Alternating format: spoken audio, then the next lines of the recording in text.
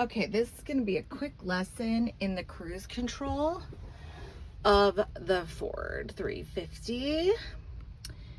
It's really nifty. So you want to basically get your speed to where you want it to be. So 75, 80, whatever. Get there, then hit on, and then you're set to go. And then off, you turn it off. So get to your speed, press on. You're in cruise control.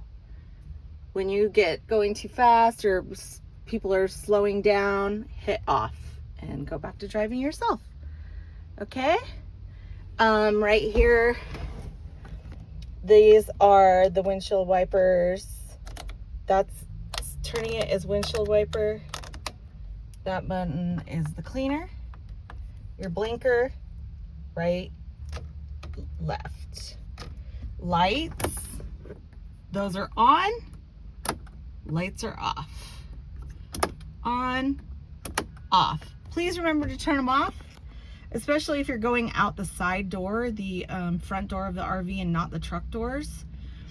Then you won't get the blinking sound, the beep, beep, beep sound that lets you know the lights are on. So please pay attention to that.